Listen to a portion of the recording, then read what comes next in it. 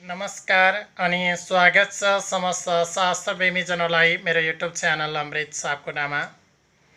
आजको यस श्रृङ्खलामा म हजुरहरू समक्ष श्रीमद् भागवत महापुराणको सप्तम स्कन्द अन्तर्गत अध्याय 11 देखि अध्याय 15 सम्मको सारांश प्रस्तुत गर्न गइरहेको छु। यसरी सुखदेव स्वामीले राजा परीक्षितलाई श्रीमद् भागवत महापुराण सुनाउँदै जाने क्रममा सुखदेव स्वामी भन्नुहुन्छ, राजन तपाईँलाई मैले धेरै श्रीमद् भागवत महापुराणका कथाहरू सुनाउँदै आएँ। अबको क्रममा भने के सुन्ने इच्छा प्रकट गर्नुहुन्छ बताई बक्सियोस्। अनि राजा परीक्षित भन्नुहुन्छ, सुखदेव स्वामी हजुरका मुखार बिन्दुबाट मैले धेरै श्रीमद् भागवत महापुराणका रसामृतहरू ग्रहण गर्दै आएँ, पान गर्दै आएको छु। अबको क्रममा भने मलाई यो बताई बक्सियोस् कि वर्णाश्रम धर्मको कस्तो हुन्छ, कुन वर्णले कुन धर्म पालना गर्नुपर्छ, ब्राह्मण क्षेत्री वैश्य शूद्र 4 वर्ण त सनैन्यको धर्म के हो, त्यो पनि म सुन्ने चाहना राख्छु, इच्छा गर्छु भनेर राजा परीक्षितले सुखदेव स्वामीलाई भनेपछि सुखदेव स्वामी भन्नुहुन्छ, राजन दया विचार र सबैमा सत्य अहिंसा मौनता अभिमान त्याग भगवान कथा श्रवण कीर्तन पूजा नमस्कार भगवानका गुणानुवाद सबैले पालना गर्नुपर्छ, सबैले गर्नुपर्छ। भगवान छन्, भगवानको अस्तित्व छ भनेर सबै वर्णले स्वीकार गर्नुपर्छ, सबै वर्णले आफ्नो धर्मको पालना गर्नुपर्छ, आफूभन्दा ठुलाको सत्कार गर्नुपर्छ, गुरुजनको सत्कार गर्नुपर्छ, सानालाई माया गर्नुपर्छ, सबै प्राणीमा समान देख्नुपर्छ, कुनैको पनि भेद गर्नु हुँदैन, सबैको आत्मा एउटै हो भन्ने कुरा सम्झिनुपर्छ, कसैको चित्त दुखाउनु हुँदैन, कसैलाई अमिथ्य वचन बोल्नु हुँदैन, सबैले सांसारिक धर्म चलिआएको चलन रीतिथिति रीतिरिवाजलाई त मान्नुपर्छ। त्योभन्दा माथि रहेर ब्राह्मणका 6वटा कर्महरू रहेका छन्। ब्राह्मण भइसकेपछि पढ्नु र पढाउनु 2 कर्म। आफूले ज्ञान लिनु, सकेसम्म ज्ञान लिनु, ज्ञान पान गर्नु, अनि त्यही ज्ञान अरूलाई बाँड्नु। जति दियो उति ज्ञान बढ्छ, दिएर बढाउनु। त्यसकारण पढ्नु पढाउनु 2 कर्म ब्राह्मणका भए। त्यस्तै ब्राह्मणका अर्का कर्म दान लिनु र दिनु। वेद शास्त्रको अध्ययन गरेर आफू पच्ने भइसके पछाडि अरूबाट दान पनि लिनु। जसले विभिन्न कर्ममा दिएका दानहरू हुन्छन् त्यो पनि लिनु। दान लिनु, लिइसकेपछि आफूले पनि केही अंशहरूलाई दान गर्नु। आफ्नो जीवनमा कमाएको दशंश दान गर्नु भन्छ। यसरी आफूले अर्कोबाट दान लिइसकेपछि पुनः त्यो दान पनि दिनु। दान लिनु दिनु गरी 4 कर्म भई। त्यस्तै ब्राह्मणका अर्का 2 कर्म हुन् यज्ञ गर्नु र ग्राउनु। आफूले पनि धेरै यज्ञहरू गर्नु, भगवानका नाम कीर्तनहरू जप्दै जानु। श्रीमद् भागवत महापुराण जस्ता पुराणहरू लगाउनु, 18 पुराण 18 उपपुराणको महिमा बताउन सक्ने हुनु, भगवानका नाम कीर्तन गुणानुवाद गाउनका लागि सत्सङ्ग गर्नु, यज्ञ गर्नु र अरूलाई पनि यज्ञ गराउनु। जसले यज्ञको महत्त्व बुझेको छैन उनलाई यज्ञको महत्त्व बुझाउनु। यज्ञ सञ्चालन भइरहेको ठाउँमा गएर यज्ञ गराउनु र यज्ञ समापन गर्नु। यसरी पढ्नु पढाउनु, दान लिनु दिनु, यज्ञ गर्नु र गराउनु, यी 6 कर्महरू ब्राह्मणका हुन्। यी 6 कर्मबाट ब्राह्मण कहिल्यै पनि च्युत हुनु हुँदैन। त्यस्तै गरी सबैको रक्षा गर्नु, धर्मको रक्षा गर्नु, देवता र ब्राह्मणको सेवा गरी अरू व्यवहार गर्दै जानु, यी क्षत्रिय अथवा राजाका कर्म हुन्। राजा भनेको क्षत्रिय वर्णमा पर्ने हुनाले यहाँ राजा भनियो। क्षत्रिय वर्णको सबैको रक्षा गर्नु, धर्मको रक्षा गर्नु, देवताको रक्षा गर्नु, ब्राह्मणजनको रक्षा गर्नु, सेवा गर्नु, राष्ट्रको संरक्षण गर्नु, समान व्यवहार गर्नु र अरूलाई पनि समान व्यवहार गर्न सिकाउनु यी क्षेत्रीका कर्म हुन्। यसरी त्रिका कर्म भनेकै सुरक्षाका कर्म पनि हुन्। हेर्नुहोस् त पहिला त्यही भएर धेरै जुन क्षेत्रीय जातिहरू हुनुहुन्थ्यो उहाँहरू भर्ती हुने जाने चलन थियो। उहाँहरूलाई मात्रै अधिकार छ दण्ड दिएर बस्ने, उहाँहरूलाई मात्रै अधिकार छ राजदरबारको होस् अथवा अन्य कुनै प्रशासनिक निकायको होस् सुरक्षा दिएर सुरक्षा गार्डको रूपमा गली गट्ठा बेरेर तैनात हुने, जुन अपराधी जन छन् तिनलाई दण्ड दिने, जो पीडित वर्ग छ त्यसलाई न्याय दिलाउने यी क्षेत्रीका धर्म हुन्। तर अब आजको यो संसारमा त तपाईँ हामीले सबै समान हुन्, जसले जे गरे पनि हुन्छ, क्षमता अनुसार गरे हुन्छ भनेर आज हामीले क्षमता अनुसार गर्न थालिसकेका छौँ। ब्राह्मण क्षेत्रीय वैश्य शूद्र सबैले आज जुन पल्टनमा भर्ती हुने र कर्महरू गर्दै जाने, सबैको सेवा गर्ने, सबैको रक्षा पुर्याउने, राष्ट्रको रक्षा गर्ने यो काम त हामी आज सबै चारै वर्णका मानिसहरूले गरिरहेका छौँ। तर विशेष यो क्षेत्रीय जातिलाई अधिकार दिएको छ। त्यस्तै गरी ब्राह्मणको वचनमा स्थिर भएर कृषि व्यापार गर्नु वैश्यको कर्म हो। कृषि उत्पादन होस्, व्यापार व्यवसाय होस्, किनभने व्यापार भनेको जुन फाइदाका लागि सामानको आयात र निर्यात गरिन्छ अथवा सामानलाई किनबेच गरिन्छ फाइदाको लागि, यो व्यापार र कृषि गर्ने अधिकार प्रमुख अधिकार आज वैश्यहरूलाई छ। त्यही भएर हेर्नुहोस् आजको यो संसारमा हुन त आज ब्राह्मण क्षेत्रीय वैश्य शूद्र सबैले व्यापार गरिरहेका छन्, त्यसमा कुनै अन्यथा छैन। तर आज पनि धेरै ठुला ठुला सहरहरूमा धेरै गाउँघरका चालचलनमा हेर्ने हो भने वैश्य जातिहरूले व्यापार गरेका छन् र वैश्य जातिहरूको व्यापार अत्यन्तै फस्टाएको पनि देखिन्छ।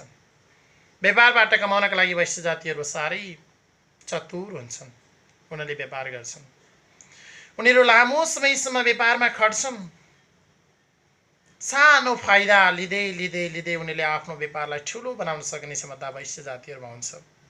आज अरू जातिहरूले गरे पनि वैश्य जातिको जस्तो व्यापार फस्टाएको छैन। हेर्नुहोस् आज एउटा ब्राह्मण गएर व्यापार गर्न थाल्यो भने एक वर्षमै उसले बग्ला बुग्लुक्क खोज्छ, एक वर्षमा बग्ला बुग्लुक्क आएन भने लौ म त टाट परे भन्छ, व्यापार जति बेच्छ हात टाउटाकाएर हिँड्छ। हेर्नुहोस् ब्राह्मणको खोपी नै छैन, एक वर्षभन्दा त्योभन्दा बढी व्यापारमा टिक्न सक्ने ब्राह्मणको क्षमता छैन, किनभने थियो उही बेलामा उसले आफ्नो कर्ममा ल्याएको छैन। केवल ब्राह्मणका कर्म भनेका त पढ्नु पढाउनु दान लिनु दिनु कर्म यज्ञ गर्नु र गिराउनु छ कर्म थिए। ती कर्म बाहेक अन्यत्र गयो भने व्यापारमा ब्राह्मण टिक्न सक्दैन। तर वैश्यहरू हेर्नुहोस् लामो समयसम्म सामान कुरी आइडिया लगाई बेचेर उनीहरूले आफ्नो जीविका पार्जन गर्छन् र साराका सारा तपाईँ हामीलाई वस्तु तथा सेवाको बिक्री गरेर वस्तु तथा सेवा उपलब्ध गराएर हामीलाई सुख दिएका छन्। यी हुन् वैश्यका धर्म। त्यस्तै गरी ब्राह्मण क्षेत्रीय र वैश्यको सेवा गरेर जीविका चलाउनु शूद्रको कर्म हो। हुन त आज पढाइको क्षमतासँगै सबै वर्गहरू समान भइसकेका छन्। यसरी वर्णाश्रम धर्ममा धर्मको वर्ण 4 वर्णलाई यसरी गरिएको थियो श्रीमद् भागवत महापुराणमा। तर आज तपाईँ हामी सबै समान छौँ। कुनैमा क्षमताको आधारमा सबै समान भइसक्यो। आफ्नो आफ्नो धर्म संस्कृति र मूल्य मान्यता छ, त्यसको पालना गरेर हामी अगाडि बढ्नु त पर्छ नै।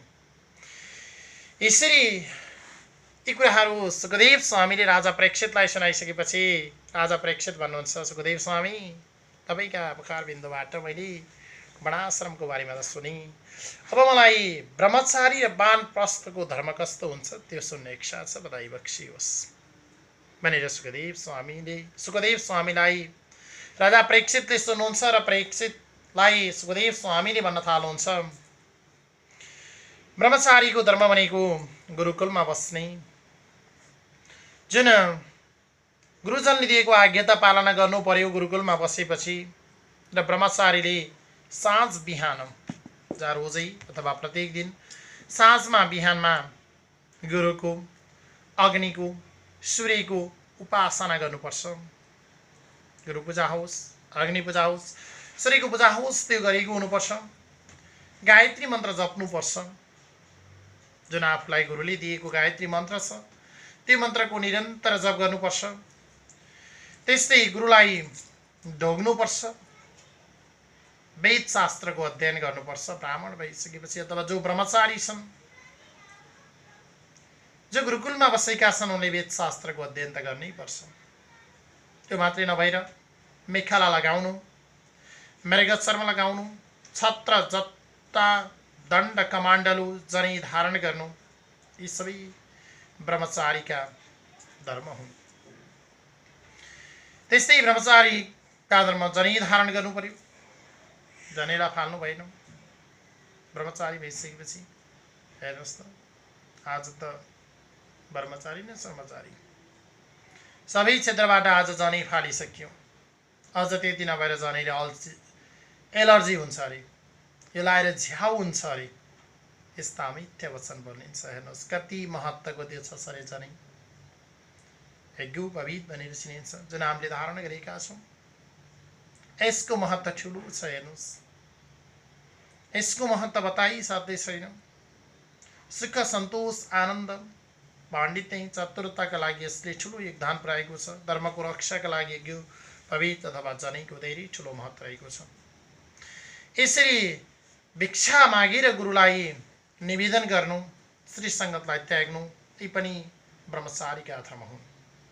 ब्रह्मचारी भइसकेपछि गुरुकुलमा बसेर गुरुको त सेवा गर्नु नै पर्यो। अनि गुरुकुलमा सेवा गरिसकेपछि गुरुलाई जुन गुरुबाट ज्ञान दिनुभएको हुन्छ, गुरुले वेद शास्त्र अध्ययन गराउनु भएको हुन्छ, त्यसलाई ग्रहण गरिसकेपछि गुरु सेवा गर्नका लागि कतै भिक्षा मागेर गएर केही वस्तु पाइन्छ कि भिक्षा स्वरूप मागेर ल्याउने, अनि गुरुलाई टक्राउने, गुरुलाई निवेदन गर्ने, गुरुलाई पकाएर खुवाउनु पर्ने हो कि कुन सत्कार गर्नुपर्ने हो, गुरुलाई यथोचित सत्कार गरिसकेपछि आफूले पनि त्यही वस्तु ग्रहण गरेर अत्यन्तै कष्टका साथ अध्ययन गर्नुपर्छ। यो हो ब्रह्मचारीको धर्म। पहिला गुरुलाई खुवाइसकेपछि, गुरुलाई भोजन गराइसकेपछि आफूले गर्नुपर्छ ब्रह्मचारीको धर्म। अत्यन्तै कठोरता छ, अत्यन्तै कठिन छ, तर त्यो कठिनताभित्र अत्यन्तै रमाइलो पनि छ ब्रह्मचारीमा रहनु। किनभने यो त शिक्षा ग्रहण गर्ने बेला हो। 25 वर्षसम्म हामीले शिक्षा ग्रहण गरेर वेद शास्त्रको अध्ययन गरेर विभिन्न नीति शास्त्रको अध्ययन गर्नु, प्राण उपप्राणको अध्ययन त गर्नुपर्छ। यही हो ब्रह्मचारीको धर्म। त्यस्तै वानप्रस्थ आश्रम लिएपछि जसले वानप्रस्थ आश्रम लिन्छ, यसरी वानप्रस्थ आश्रम लिइसकेपछि किसानहरूले जोतेको ठाउँमा उब्जिएको अन्न खानु हुँदैन भन्दै सुखदेव स्वामीले राजा परीक्षितलाई बताउनुहुन्छ र परीक्षितलाई भन्नुहुन्छ, राजन परीक्षित, जसले वानप्रस्थ आश्रम लिएको हुन्छ त्यस्तो व्यक्तिले किसानले जोतेको, किसानले उब्जाएको अथवा जुन माटोमा जोतेर उब्जिन्छ त्यो अन्न खानु हुँदैन। हेर्नुहोस् आगोमा पकाएको खानेकुरा पनि खानु हुँदैन। एउटा जोतेर उब्जेको खानु भएन, जसले वानप्रस्थ आश्रम लिएको छ उसले आगोमा पकाएको पनि खानु भएन, काँचो वस्तु पनि खानु हुँदैन। हेर्नुहोस् अब खाने के पो, जोतेर उब्जाएको पनि खानु भएन, हेर्नुहोस् पकाएको पनि आगोमा पकाएको खानु पनि भएन, काँचो वस्तु पनि ग्रहण गर्नु भएन जसले वानप्रस्थ आश्रम लिएको छ। अब खाने के होला? केवल वानप्रस्थ आश्रम लिएको व्यक्तिले त्यस्तो वस्तु मात्रै खानुहुन्छ जो सूर्य पाक्व छन्। सूर्यको तापले पाकेका फलहरू जुन छन् ती फलहरू मात्रै ग्रहण गर्नुपर्छ। सूर्यले पाकेका समय पुगिसके पछाडि जहाँ विभिन्न किसिमका ऋतुहरूमा फल्ने फलहरू हुन्छन् जसलाई आगोले पकाएको पनि होइन, काँचो पनि छैन, भगवान सूर्यनारायणले आफ्नो तेजले जुन पकाउनु भएको छ समय पुगिसकेपछि ऋतु अनुसारका फलहरू, ती फलहरू मात्रै ग्रहण गर्नुपर्छ। त्यस्तै जो वानप्रस्थ आश्रममा छ त्यस्तो व्यक्तिले ठण्डी, होस् हावा, अग्नि, वर्षा, घाम यावत कुराहरू सहन सक्नुपर्छ। न त प्राकृतिक प्रकोपको डर मान्नुभयो, न त जाडो भयो नि बाबा म त मरे भन्नुभयो, न त आछु पोल्यो नि भन्नुभयो, न त खरो भयो भन्नुभयो, न त भोक लाग्यो भन्नु पर्यो। यी सबै कुराहरू त्याग्नुपर्छ जसले वानप्रस्थ आश्रम लिएको छ। ऊ ठन्डीदेखि डराउनु पनि भएन, हावाहुरी चट्यानदेखि प्राकृतिक प्रकोपदेखि डराउनु पनि भएन, घामले पोल्यो भनेर डराउनु पनि भएन, भोक लाग्यो खरो भयो भन्दै कराउँदै हिँड्न पनि भएन। सबै कुरो सहनु पर्यो। त्यस्तै दारी कपाल र नङ पनि कहिल्यै काट्नु भएन, सर्लक्क लाएर झट्टा पाल्नु पर्यो। यता सर्लक्क कपाल पाल्नु पर्यो, नङहरू पाल्नु पर्यो। शरीरलाई शुद्धिका निम्ति स्नान मात्रै गर्नु पर्यो, साधारण स्नान मात्रै गर्नु पर्यो। शुद्धिका लागि शुद्ध वस्त्र धारण गर्नु पर्यो। भगवानका नाम कीर्तनहरू गुणानुवाद गाउँदै गाउँदै जानु पर्यो। केही कुराको लोभ गर्नु भएन, यो मेरो यो तेरो भन्नु भएन, कुनै पनि कुराको भेद गर्नु भएन, सबैलाई समान देख्नु पर्यो, किनभने यो त एउटा धर्म हो। यसरी आफू अत्यन्तै यी धर्महरू पालन गर्दै जाने क्रममा धेरै असक्त भएपछि, अब त्यो अवस्था गर्न सक्ने भएपछि अनसन व्रत गर्नु, केही पनि नखाइकन केवल आफ्नो हृदयमा भगवानलाई जपेर भगवानका नाम कीर्तनहरू पनि गर्दै आनन्दले बस्नु, भगवानलाई आफ्नो हृदयमै हेर्नु। सारा जगतमा भगवान हुनुहुन्छ, सारा वस्तुमा भगवानको अस्तित्व रहेको छ, सारा जीवात्मामा भगवानको अस्तित्व छ। केवल हामीले देख्ने कि नदेख्ने, हाम्रो ज्ञानको चक्षुले त्यो देख्न सक्छ कि सक्दैन भन्ने मात्रै कुरा हो। यसरी भगवानलाई देखेर हृदयमा भगवानको दर्शन पाएको सम्झेर भगवानका नाम कीर्तन गरेर बस्नु, अनसन व्रत गर्नु र शरीरलाई त्यही अनसन व्रतद्वारा त्यागिदिनु र मोक्ष प्राप्त गर्नु नै वानप्रस्थ आश्रमको धर्म हो। यसरी वानप्रस्थ आश्रम लिने क्रममा 12 वर्षभन्दा बढी वानप्रस्थ आश्रम लिनु हुँदैन भन्ने नियम छ। वानप्रस्थ आश्रम लिएको 12 वर्षमा सद्गति प्राप्त गर्नुपर्छ, अथवा 12 वर्षभन्दा बढी बाँच्ने अवस्था छ भने त्यो बेलामा यो वानप्रस्थ आश्रम लिनु हुँदैन भन्ने शास्त्रमा मान्यता रहेको छ। मानेर सुखदेव स्वामीले राजा प्रेक्षितलाई बताउनुहुन्छ। अनि राजा प्रेक्षितले भन्नुहुन्छ, सुखदेव स्वामी तपाईँका मुखार बिन्दुबाट मैले वर्णाश्रम धर्मको वर्णन पनि सुने, ब्रह्मचारी र वानप्रस्थको धर्म पनि सुने।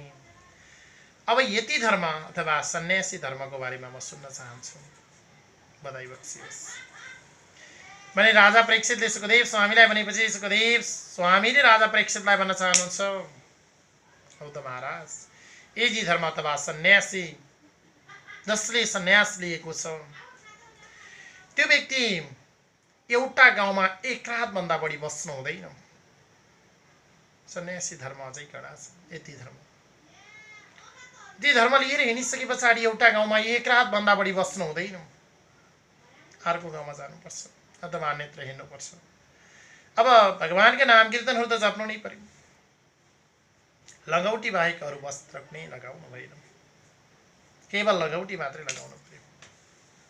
पहिला हेर्नुहोस् त लगौटी लगाउने चलन थियो, अब अहिले त लगौटी के, लगौटी लगाइन्छ हामी भन्ने भने त पाखै बाउन्ड्री हामीलाई त हो, केही नदेखेको केही नजानेको अहिले आज जमाना नि के हारेको लगौटी लगाउने। जस्तै फेरि किन्न सकिनेछ भने म पैसा दिन्छु, यस्ता गोर्की आउँछन् हेर्नुहोस् त अहिले हामीलाई कति गाह्रो छ। यसरी यति धर्मले लगौटी मात्रै लगाउनु पर्छ, त्यहाँभन्दा अरू वस्त्र लगाउन पाउने नियम छैन। भगवत परायण गर्नुपर्छ। ओम नमो भगवते वासुदेवाय, ओम नमो भगवते वासुदेवाय, हरे राम राम राम हरे हरे, हरे कृष्ण कृष्ण कृष्ण हरे हरे। यस्ता मन्त्रहरू जपिरहनुपर्छ, भजन कीर्तन गरिरहनुपर्छ। कुनैसँग पनि वाद विवाद गर्नु हुँदैन। यसरी एक ठाउँबाट अर्को ठाउँमा जाने क्रममा एक रात एउटा मात्रै एक गाउँमा एक रात मात्रै बस्ने क्रममा कोही व्यक्तिहरू भेटियो भने आपसमा कोही व्यक्तिसँग कुनै कुरा ठोकिन जुझ्न पुग्यो भने त्यहाँ वाद विवाद गर्नु हुँदैन। कहीँ वाद विवाद देखिहाल्यो, आफू मुछिहाल्यो भने कसैको पनि पक्ष लिनु हुँदैन, सबैलाई समान देख्नुपर्छ, कसैमा भेद गर्नु हुँदैन। यसरी भेद नगरिकन सबैलाई समान देखेर लगौटी मात्रै लगाएर भगवत परायण गर्दै हिँड्नु नै यति धर्मको अथवा सन्यासीको धर्म हो। राजन भन्दै सुखदेव स्वामीले बताउनुहुन्छ। त्यस पछाडि राजा परीक्षितले सुखदेव स्वामीलाई सुन्नुहुन्छ। हौ त सुखदेव स्वामी, त्यसो भने गृहस्थ धर्म कस्तो धर्म हो, कसरी पालन गर्नुपर्छ भनेर सुखदेव स्वामीसँग सोधेपछि सुखदेव स्वामीले राजा परीक्षितलाई बताउनुहुन्छ। परीक्षित महाराज, गृहस्थ धर्मको अथवा गृहस्थीको धर्म त्यो हो जसले आफूलाई आवश्यक पर्ने मात्रै सम्पत्ति जोड्नुपर्छ, आफूलाई आवश्यकता पर्ने भन्दा बढी सम्पत्ति जोड्नु हुँदैन। भोलि छोराले के गर्ला, छोरीले के गर्ला, बुहारीले के गर्ली, नातिले के गर्ला, नातिनले के गर्लान्, मेरा सारा शाखा सन्तानले के गर्लान्, त्यसको पछाडि लाग्नु हुँदैन। केवल आफू चल्ने गरी, आफू चल्न सक्ने गरी मात्रै सम्पत्ति जोड्नुपर्छ। अथाह सम्पत्तिको सङ्ग्रह गर्नु हुँदैन। आफ्नो लागि मात्रै पुग्ने, मात्रै चल्ने, मात्रै सम्पत्ति जोड्नुपर्छ। सम्पत्तिको पछाडि मात्रै होइन, भगवानका नाम कीर्तन गर्ने पछाडि लाग्नुपर्छ। हेर्नुहोस् त, आज त्यो अवस्था छैन। सम्पत्ति भनेपछि सबै मरी हत्या गर्छौँ तपाईँ हामी। आज मान्छेले मान्छे मार्नका लागि पछि परेको छैन, आफन्तजनको नष्ट गर्नका लागि पछि परेको छैन। सम्पत्तिका लागि उसले साराका सारा आफ्नो इज्जत मान सम्मान प्रतिष्ठा बेचेको छ। सङ्ग्रह गरेर राख्न चाहन्छ, तर त्यो सम्पत्ति कहिलेलाई, केका लागि, कसका लागि, त्यो थाहा छैन। अझै हाम्रो जीवन सम्पत्ति जोड्दा जोड्दै पछाडि हाम्रो जीवन जाने बेला भइसक्यो, तर भगवानका नाम कीर्तन जपेको छैन, कसैको सेवा गरेको छैन। सारालाई रुवाएर, आत्माको आत्मा रुवाएर भए पनि हामी आफ्नो भुँडी भरेर सम्पत्ति जोड्न चाहेका छौँ। आफ्नो धर्मको बारेमा हामी कसैलाई पनि अवगत छैन। यसरी जसले गृहस्थ धर्मी छ अथवा गृहस्थ अवस्थामा जुन छ, गृहस्थी अवस्थामा, त्यसले आफ्ना लागि चाहिने मात्रै सम्पत्ति, त्यही पनि आफ्नो जिन्दगी जेने तेने चल्ने मात्रै सम्पत्ति जोड्नुपर्छ। अथाह सम्पत्तिको सङ्ग्रह गर्नु नै पाप हो। ल हेर्नुहोस्, अब यो साराका सारा सम्पत्ति लिएर ब्याङ्कमा डिपोजिट गर्ने, यति छ के त्यति छ, मेरो बारी यत्रा बिल्डिङ छन्, मेरा त 7 पुस्तालाई 5 पुस्तालाई सम्पत्ति पुग्यो भनेर जो पछि लाग्छ त्यो पनि नरगामी हो। सम्पत्ति धेरै पनि जोड्नु हुँदैन।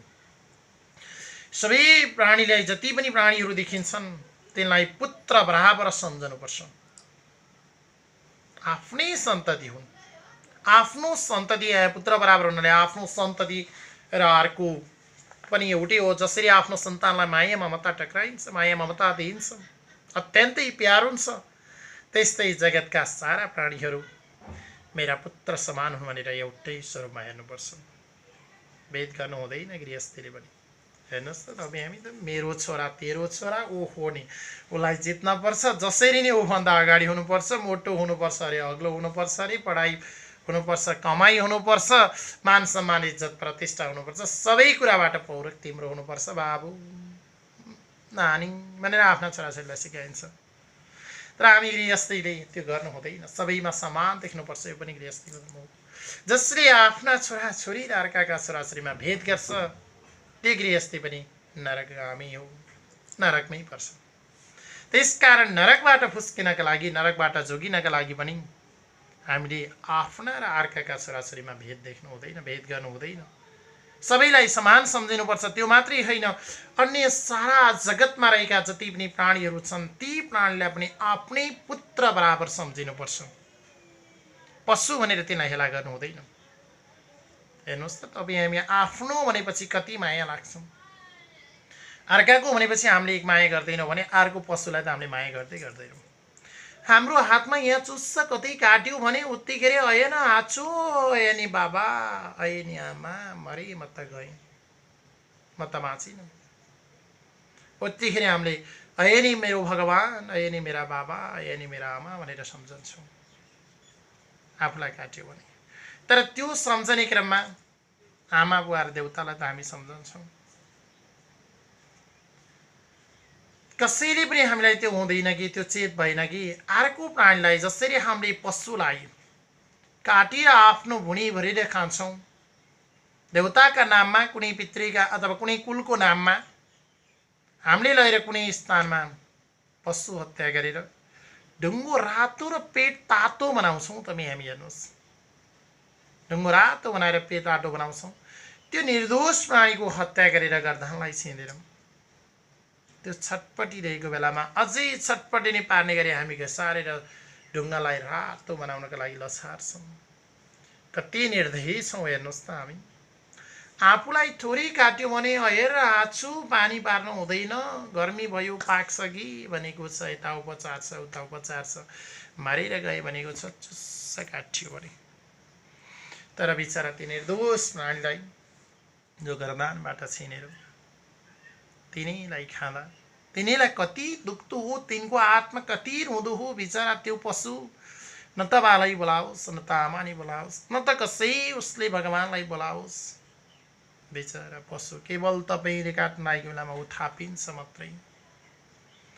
उसले त्यहाँबाट मुक्तिको उपाय केही पनि देख्दैन। म भागे पनि मार्छन्, म बसे पनि मार्छन्, ए पापीजन हो, मलाई त मार्यो मार्यो पख, अर्को जन्ममा मैले यो साटो फेरुला नि भन्छ। ऊ स्थिर भएर रहिदिन्छ र तपाईँलाई अर्को जन्ममा उसले नरकमा, अब तपाईँ नरकमा त पर्नुभयो, अर्को जन्ममा उसले बदला लिने गरी उसको जन्म हुन्छ। आखिर हामीले पाप त भोग्नु नै छ, जसरी पनि त्यो फल त भोग्नु नै छ। हामी कति अपराधी छौँ, त्यसलाई मार्छौँ। यसरी अर्काको हिंसा गर्नु, मार्नु पनि हुँदैन। सबै प्राणीलाई पुत्र बराबर सम्झनुपर्छ गृहस्थीले। त्यस्तै श्रद्धा गर्नु, श्राद्ध गर्नुपर्छ आफ्ना पितृको उद्धारका लागि। आफ्ना सारा पूर्वजहरू जो गतिमा छन् तिनलाई सद्गति प्राप्त गराउने उपायहरू गर्नुपर्छ, पितृकार्यहरू गर्नुपर्छ। यस्ता श्रीमद् भागवत महापुराण जस्ता पुराणहरू सुन्नुपर्छ, सुनाउनुपर्छ। श्रीमद् भागवत महापुराण जस्ता पुराण भएको ठाउँमा गएर सङ्गत गर्नुपर्छ। भगवानका चरित्रको गुणानुवाद गाउँदै जानुपर्छ। भने देवताको पनि त्यत्तिकै सेवा गर्नुपर्छ। देवताजन घरमा पूजा लगाउनु सकिन्छ। नित्य बिहान बेलुकी त देवताको घरमा रहेका देवतालाई पूजन त गर्नु पर्यो। हामीले नित्य पूजा त गर्छौँ नि। त्योभन्दा माथि रहेर हामीले पक्षमा देवताको पितृको उद्धारका लागि कुनै कर्म गर्नु सकिँदैन। महिनामा गरिदिनु त्यो पनि सकिँदैन। ऋतुमा एकुण्डा गर्नु त्यो पनि सकिँदैन। ऐनमा गर्नु त्यो पनि भएन। वर्ष दिनमा एउटा कर्म त गर्नु नि, कुनै पूजा आजा गर्नु, देवदेवताहरूलाई सम्झनु, आफ्ना पितृ उद्धारका लागि धुपधुवा गर्नु, पितृ उद्धारका निम्ति कार्यहरू गर्नु, श्रीमद् भागवत महापुराण पाठ गर्नु, गीता पाठ गर्नु, ओम नमो भगवते वासुदेवाय यस्ता मन्त्रहरू जप्नु, हरे राम राम राम हरे हरे, हरे कृष्ण कृष्ण कृष्ण हरे हरे यस्ता मन्त्रहरू जप्नु। त्यो पनि गृहस्थीको धर्म हो। हामीले यी व्रतहरू पालना गर्नुपर्छ, अनि मात्र गृहस्थी भइन्छ भन्दै सुखदेव स्वामीले राजा परीक्षितलाई सुनाउनुहुन्छ। महाराज, मैले तपाईँलाई गृहस्थी धर्मको बारेमा बताइसकेँ, अब तपाईँलाई के सुन्ने इच्छा छ? फेरि सुखदेव स्वामीसँग राजा परीक्षित विन्ती गर्नुहुन्छ। सुखदेव स्वामी, मैले तपाईँको मुखबाट वर्णाश्रमको बारेमा, ब्रह्मचारी वानप्रस्थको, यति धर्मको, गृहस्थी धर्मको बारेमा धेरै कुराहरू सुन्दै आएँ। अब साधारण धर्मको वर्णन कस्तो हुन्छ त त्यो सुन्ने इच्छा छ भनेर राजा परीक्षितले भनेपछि सुखदेव स्वामी भन्नुहुन्छ, उसले साधारण धर्म पालन गरेको छ, उसले कहिल्यै पनि धर्मालोभ गर्नु हुँदैन, धनका पछि दौडिनु हुँदैन, व्यर्थ हुन्छ। चाहिने जति मात्रै धनको सङ्ग्रह गर्नु, जे कुरा छ त्यसमा सन्तोष लिनु, जे छ त्यसैमा मेरा लागि यही नै हो, यति नै मेरो भागमा परेको रहेछ भनेर त्यही कुरामा खुसी हुनु। जसले सन्तोष लिन्छ त्यस्ता व्यक्तिका लागि सबै संसार सुखमय छ, असन्तोषीको लागि दुःखै दुःख छ। यो साधारण धर्म हेर्नुहोस्। हामीले थोरै कुरा केही प्राप्त गऱ्यौँ भने त्यसमा खुसी मोह प्यारका साथ खाउँ, कति मिठो हुन्छ, कति आनन्द हुन्छ। तपाईँ हामीलाई न कुनै पीर पर्छ, न कुनै चिन्ता छ, न केहीको तनाव लिनुपर्छ, सरर आनन्द जिन्दगी, कति खुसी, आहा। तर यदि हामीमा असन्तोष छ, धन थोरै भयो अझै जोड्छु भन्यो, सन्ततिहरू थोरै भए अझै बढाउँछु भन्यो, छल सम्पत्तिलाई वृद्धि गर्न खोज्यो, अन्न सङ्ग्रह गरेर ल्याएर घरमा राख्न खोज्यो, धन सम्पत्ति ल्याएर धुकुटी भर्न खोज्यो, जति खोज्छौँ, जति असन्तोष हुन्छ हामीलाई अथवा जति बढाउन खोज्छौँ त्यति हामी दुःखमा पर्छौँ। हेर्नुहोस्, दौरै छ, जे छ त्यो खानुहोस्, कति आनन्द छ, कति खुसी छ, कति सन्तोष हुन्छ। हेर्नुहोस्, तर हामी जति बढी जोड्न खोज्छौँ, जति सङ्ग्रह गर्न खोज्छौँ, जति ल्याउन खोज्छौँ त्यति नै हाम्रो दुःख बढ्दै जान्छ। दुःख बढाउनु मात्रै हो सम्पत्तिको सङ्ग्रह गर्नु भनेको। त्यही भएर जे छ त्यसमा खुसी हुनु, त्यसैमा रम्नु, नभएको वस्तुको सङ्ग्रह गरेर नखोज्नु, बढी जोड्छु थुपार्छु भनेर त्यसका पछाडि नलाग्नु, बेकार नै हो त्यो। हेर्नुहोस् त, एउटा माउरीलाई हेऱ्यौँ भने उसले आज ल्याउँछ मह बनाउँछ, भोलि ल्याउँछ बनाउँछ, पर्सि ल्याउँछ बनाउँछ, उसले सोचिरहेको हुन्छ धेरै हुन्छ यो घार भर्छु अनि बल्ल खान्छु, अथवा लामो समयलाई धेरै सञ्चित गर्छु अनि मात्रै खान्छु भनेको छ। आफू नखाई नखाई नखाई ती सौकोस टाढा गई फुलका रसहरू चुसी ल्याएर मह सङ्कलन गर्छ, मह बनाउँछ। हेर्नुहोस्, टन्न प्रशस्त। तर अनि त्यस पछाडि तपाईँ हामी जस्ता मानव गएर मह भरियो कि कतै मह काट्ने बेला भयो कि भन्दै तपाईँ हामीले हेर्ने गर्छौँ, अनि समय आइसके पछाडि तपाईँ हामी सर्र गएर मह चटक्क काटेर ल्याउँछौँ। त्यो बेलामा उडेर आयो अथवा आक्रमण गर्न खोजे टोक्न गऱ्यो भने हामी ट्याक्क हान्छौँ, त्यसलाई मारेर फाल्दैछौँ। हेर्नुहोस्, सङ्ग्रह उसको थियो। जसले उसले सङ्ग्रह गर्यो, बचाउन खोज्दा पनि ऊ माथि आक्रमण गरिन्छ, उसलाई मारेर भए पनि हामीले त्यो निचरेर बोला निचरी हामीले आफ्नो पेट भर्छौँ। उसले दुःख गर्छ, कहिले खाउँला भनेर सङ्ग्रह गर्दै गर्दै गयो, सर्लक्क खाने आफू, जिन्दगीभरि दुःख गर्ने त्यो माहुरी।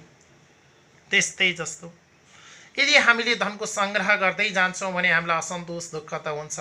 आज परे गर्छु छैन, भोलि गर्छु छैन, पाटेको कपडा लगायो, एकसर कपडा लगायो, हिँड्यो, एक पेट खानु पनि राम्रोसी छैन, सम्पत्तिको पछाडि दौडेका छौँ। तपाईँ हामी ल्याउँछौँ, सङ्ग्रह गर्छौँ, त्यही माउरीका चाहिँ ल्याएका छौँ, राखेका छौँ। ब्याङ्कमा यति त पुऱ्याउन पाए आनन्द हुन्थ्यो, उति त पुऱ्याउन पाए आनन्द हुन्थ्यो, दैनिक रूपमा जोड्ने मात्रै चाहना छ। हेर्नुहोस्, 1 लाख र ब्याङ्कमा राख्यो, अब 20,000 जोड्न पाए त 20,000 चलाउनु हुन्थ्यो, त्यो लाख परे गर्नुहुन्थ्यो, अनि 10 लाख भयो, त्यो 10 लाख ब्याङ्कमा राख्न पाए र 1 लाख एक्स्ट्रा भयो, त्यो 1 लाख चलाउनु हुन्थ्यो, 10 लाख राख्नुहुन्थ्यो, अनि 50 लाख पुग्छ, त्यो 50 लाख राख्न पाए अनि 10-8 लाख यसो चलाउन पाए भन्यो, त्यही पनि लोभैको लोभ छ। अनि करोड पुग्छ होला, करोड पुगिसकेपछि यो करोडलाई ब्याङ्कमा राख्न पाए अथवा यसलाई स्थिर गर्न पाए, अलिकति सङ्ग्रह गरेर अथवा खाने मात्रै चलाउन पाए भन्यो, अन्य 10-12 लाखको खोजीमा हिँड्यो। यसरी खोजी गर्दा गर्दै गर्दा गर्दै हाम्रो प्रमायु 100 वर्षको सिद्धिन्छ अनि हामी परमधाम। आखिर त्यो जोडेको सम्पत्ति छोराले खाने हो कि छोरीले खाने हो कि नातिबुहारीले खाने हुन् कि उनीहरूको शत्रुले खाने हो कि कसको मुख भरिने हो, हामीलाई केही पनि छैन। सधैँ आन्द्रो सुकेको सुकै, आत्मा सुकेको सुकै, सारा सम्पत्ति छाडेर गयो। त्यसकारण अनावश्यक सम्पत्तिको सङ्ग्रह गर्नु बेकार छ, किनभने त्यो सम्पत्तिले अर्को जोनीमा हामीलाई के हुनेवाला छैन। तर यो जोनीमा सदा जसले हामीले केवल उहाँ लिएर जान्छौँ त पाप र पुण्य मात्रै लिएर जान्छौँ। यदि सम्पत्ति सङ्ग्रहको सट्टा पुण्यतर्फ लागेको भए, भगवानका नाम कीर्तन जप्दै हिँडेको भए, गुरु सज्जनहरूको सङ्गत गरेको भए, वेदशास्त्रको अध्ययन गरेको भए, यस्ता पुराण उपपुराणहरूको अध्ययन गर्दै गएको भए, भगवानका नाम कीर्तनहरू जपेर दुखीजनलाई सेवा गर्दै गएको भए अवश्यमेव मोक्ष प्राप्ति हुने थियो। त्यो धर्म हामीले लिएर जाने थियौँ र अर्को जन्ममा माथि गइसकेपछि पुनः प्रयोग गर्न पाइने थियो। यसरी धर्म कर्म गर्नु, भगवानका नाम कीर्तनहरू जप्दै जानु, उडानुवादहरू गाउनु, सज्जनको सङ्गत गर्नु, ब्राह्मणको सम्मान गर्नु, आमा अथवा बाबाको सम्मान गर्नु, गौमाताको सम्मान गर्नु, गङ्गाजी माताको सम्मान गर्नु, मठ मन्दिरहरूको सम्मान गर्नु, यता हो ठुलो भाग्य हो, धेरै ठुलो पुण्य हो। यो पुण्य कमाइसकेपछि जसरी हामीले ब्याङ्कमा लगाएर पैसा जम्मा गर्छौँ, त्यस्तै जस्तो हामीले पुण्य गऱ्यौँ भने परलोकको दगडीमा यो जम्मा भइरहेको हुन्छ। हामी मरेर गइसकेपछि त्यहाँबाट स्वाट जसरी हामीले यहाँ ब्याङ्कमा राखेको पैसा चाहिँ काट्दै निकाल्दै गर्न पाउँछौँ, त्यसरी नै परलोकको दगडीमा हामीले यदि यहाँ राम्रो कर्म गरेका छौँ भने त्यो कर्म गएर सञ्चित हुन्छ र चाहिँ काट्दै निकाल्दै गरेर चाहिँ त्यहाँबाट प्रयोग गर्न पाइन्छ। हेर्नुहोस्, राम्रो काम गरेको छ भने यस्ता राम्रा काम गर्नु यो साधारण धर्म हो। जति हात लाग्दै गए पनि हेर्नुहोस्, आखिरमा लोभको भाँडो भरिने होइन, त्यसकारण कुनैमा पनि लोभ गर्नु हुँदैन। काम क्रोध लोभ मत मोह मत्सर यी 6वटा शत्रुलाई जितेर बस्नुपर्छ हामी। यी छवटा शत्रुलाई जित्न सकिँदैन।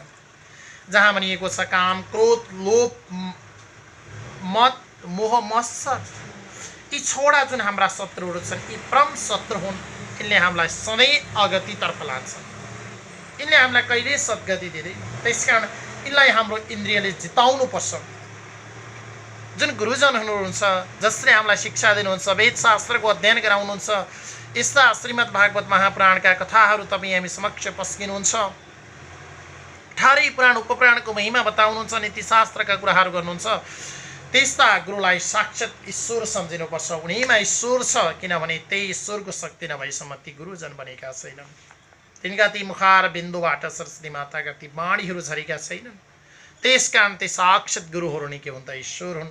उनकोलाई साक्षात् जुन गुरुहरू हुनुहुन्छ उहाँलाई ईश्वर नै सम्झनुपर्छ। ओमकारको जप गर्नुपर्छ। ओमलाई खिचेर हामीले तालुसम्म पुर्याउन सक्नुपर्छ। ओम यसरी लामो तरिकाले हामीले जप्दै जानुपर्छ। वेदमा प्रवृत्ति प्रक र निवृत्ति प्रक यी 2 किसिमका 2 प्रकारका कर्महरू बताइएको छ। यसरी वेदमा बताइएका 2वटा कर्महरू जुन प्रवृत्ति परक र निवृत्ति परक छन्। प्रवृत्ति परक कर्म गर्नाले संसारमा जुन जन्म मृत्यु भइरहन्छ अथवा जहाँ हामीले सम्पत्ति मात्रै सङ्ग्रह गऱ्यौँ भोलिका लागि के होला मेरा छोराले के गर्ला छोरीले के गर्ला भनेर यहाँ सङ्ग्रह गर्न थाल्यौँ भने हामी यहीँको यही नै हो। पुनः यही जन्म नै हो। मरेर गइसके पछाडि यही जन्मदै मर्दै 84 लाख सुनि पार गर्ने नरक छ। हेर्नुहोस् जन्मिसकेपछि कति दुःख छ। आमाको पेटबाट जन्मी पछाडि बसे पछाडि दुःख सुरु भएको हो।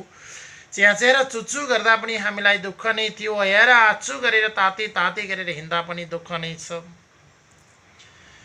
किशोर अवस्था चल्यो वयस चल्यो यौवन अवस्था आयो दुःख नै छ। वृद्धावस्था आयो दुःख नै छ। ब्रह्मधाम हुने बेला भयो दुःखै दुःख छ। हेर्नुहोस् यस्ता कर्मले सधैँ दुःख मात्रै हुन्छ। तर निवृत्ति प्रक कर्म गर्नाले मोक्ष पाइन्छ। त्यसकारण निवृत्ति प्रक कर्मका लागि भगवानका गुणानुवाद गाउनु सत्सङ्गको अथवा गुरु सज्जनहरूको सङ्गत गर्नु वेद शास्त्रहरू अध्ययन गर्नु मठ मन्दिरमा धाउनु सबैलाई सेवा गर्नु सबैको आत्मामा सबै प्राणीमा ईश्वरको वास छ भन्ने जान्नु उनै ईश्वरको पूजा गर्नु र उनै ईश्वरका महिमाहरू गाउँदै जानु त्यो नै मोक्ष प्राप्तिको उपाय हुनेछ भन्दै सुखदेव स्वामीले राजा परीक्षितलाई सुनाउनुहुन्छ।